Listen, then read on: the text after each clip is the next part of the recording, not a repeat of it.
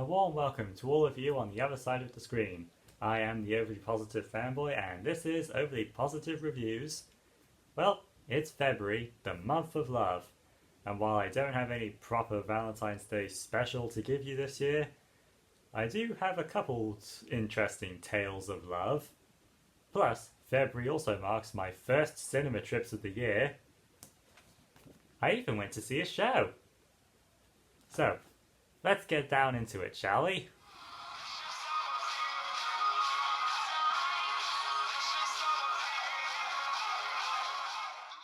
Big Boys is back for another season, and it's just as funny and emotionally heartfelt as before, though it might be a little bit cruder than I remember.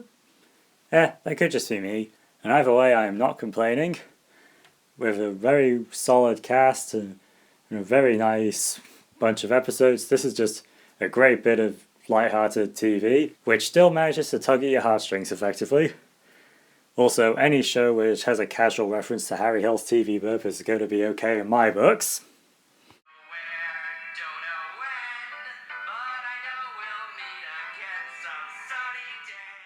All of Us Strangers is a film I don't really know how to talk about because it's a very atmospheric watch, and it's kind of best you go in blind like I did, because honestly I did not have a clue what this film was about, and it took me in directions where I wasn't quite sure if I knew what was going on. And while I did end up slightly guessing one of the twists eventually, that was only after I'd already made a much darker guess first, which thankfully turned out not to be the case. But yeah, amidst all of that is still a pretty nice, interesting romance story, as well as a very emotionally engaging story of a man reconnecting with his parents. Again, I won't go into too many details beyond that because this is a film that's really best being experienced, knowing as little as possible. But it is still a good watch and I definitely recommend it.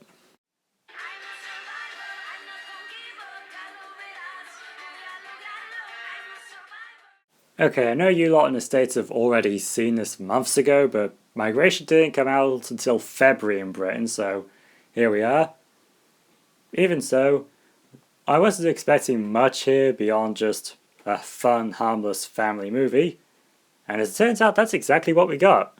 Migration is a pretty solid watch all the way through, with a cast of likeable, entertaining characters, and the little girl Gwen just keeps making me laugh. Like, seriously, she gets all the funny lines in this. And it's got some gorgeous animation, as we can expect from Illumination.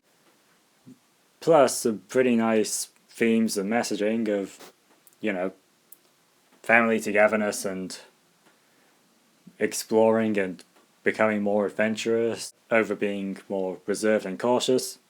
Basically, the dad in this is like the dad in Finding Nemo, but without the emotional trauma to explain why he's like that. But yeah, still, this is definitely a film I'd recommend. I'm sure kids will definitely enjoy it. Plus, that Vector short we got packaged with was very entertaining in its own right as well. Definitely the first time in a long time I found a minion funny.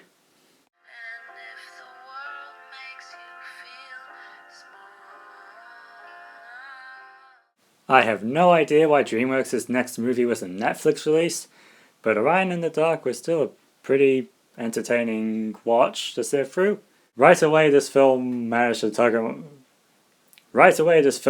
hit something deep within me, as we basically get a protagonist who's got deep social anxiety, making him scared of everything, and yeah, I'm not gonna lie, I felt that.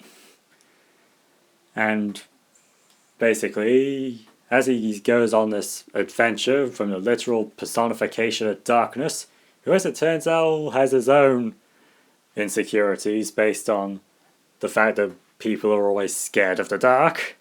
So yeah, we get to meet a whole bunch of other night entities like intrusive thoughts and dreams and whatnot, and they all manage to liven up the film in their own way. I especially liked the little mouse thing. Little Mouse Thing is my favourite character. And yeah, things were shaping up to be a pretty standard but enjoyable family fare.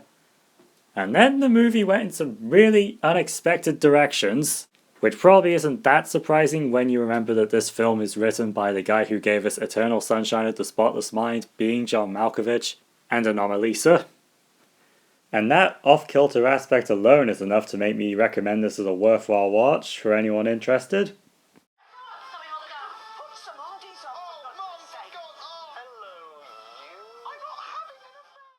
Here We Go is back for 6 more hilariously awkward episodes.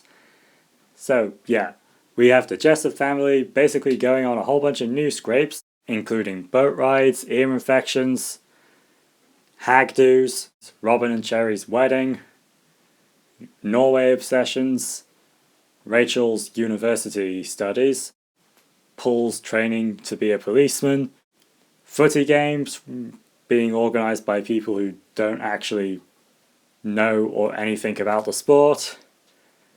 So yeah, basically the charm of Here We Go is still here, with the trademark awkwardness leading itself to many hilarious moments. And I'm definitely looking forward to the already confirmed Series 3.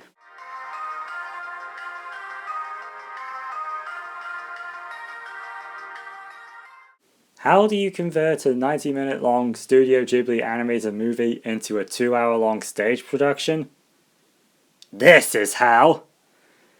Honestly, this was such an incredible experience to behold, with some very impressive production values and set work, a very cool rotating stage, and the puppetry is just superb.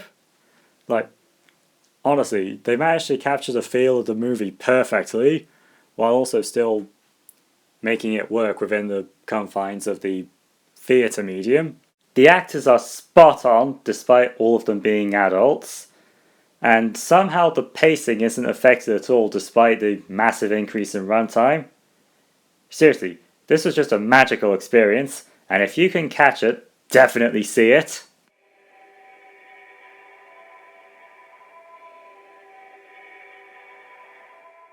The Zone of Interest is a very impersonal movie. The camera is completely static. We rarely get the opportunity to empathize with the characters or really dig into their emotions. It's essentially like someone just put a camera all over the place and just let it roll while characters' lives happen all around it. You know, it's almost like a documentary. Normally, a film not making you care about its characters would be a bad thing, but that is not the case here, because this is a film about the guy who ran Auschwitz. So yeah, while we're basically watching a normal happy family going about their lives, they are literally living right next door to the concentration camp, and we never see any of the stuff going on in the camp, but we can hear it. There is a constant, very quiet noise constantly going on in the background, and we all know exactly what that is over there, but none of the people in the movie do. They're just going about their lives, and there's also some really effective scenes showing just how much dehumanization is involved in carrying out genocides like this, and yeah, it really does demonstrate the mundanity of evil in stuff like this, and probably one of the most effective pieces of Holocaust cinema I have ever seen. However, the downside is that this movie kind of just stops. Like, maybe that's just me lacking some historical context around the film's events, but I don't know, it was jarring to say the least.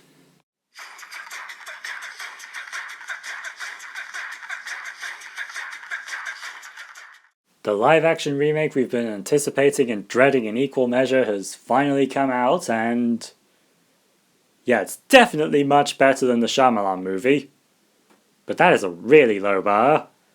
Regardless, this live-action Avatar series is perfectly fine.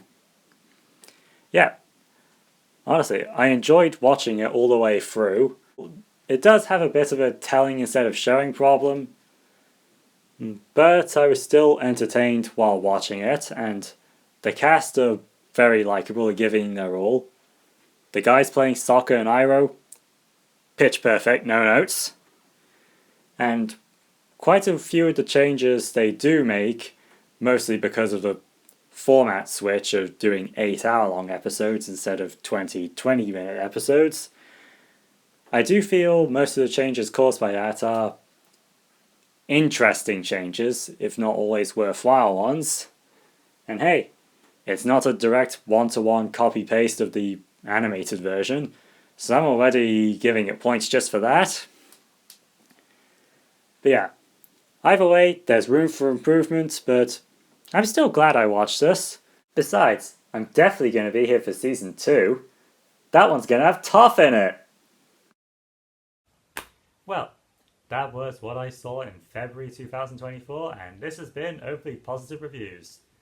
Next time, we do have something special booked up.